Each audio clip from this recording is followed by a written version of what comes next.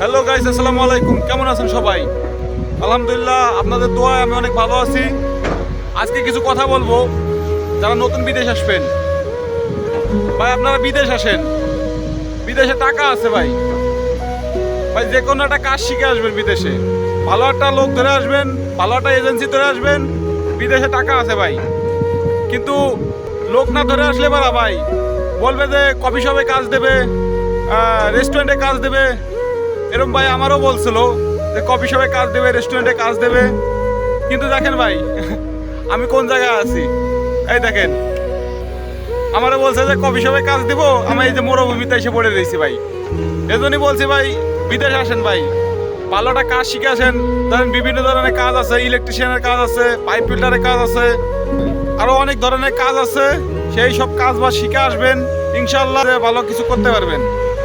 আর এই দেখেন এই যে এই হলো মরুভূমি, চারিদিকে মরুভূমি ছাড়া আর কিছু নাই ভাই। এই জায়গায় যে ধরেন এই যে কেবলমাত্র যে পানি দিলাম, ওই যে ট্যাঙ্কার, এই জায়গায় যে ধুলো ওড়ে বিদায় এই জন্য পানি দেওয়া লাগে। নাহলে বড় বড় মুদির আছে, ধরেন নিয়ম সিটির লোক আছে। আমাদের যে কোম্পানি, এই কোম্পানি হলো সরকারি নিয়ম সিটির কাজ করে, রাস্তার কাজ করে। দেখেন এই যে এখান থেকে পানি দিলাম, পানি দিয়া ড্রামটা লোড করতেছে। দেখেন এই যে এই হলো আমার কফি শপ, রেস্টুরেন্ট, দেখছেন? এজন্যই ভাই বলছি যে আপনারা বিদেশ আসেন, বিদেশ আসেন কিন্তু ভালো লোক ধরে আসবেন ভাই। ভালো লোক না ধরে আসলে ভাই ভাই অনেক কষ্ট হবে ভাই,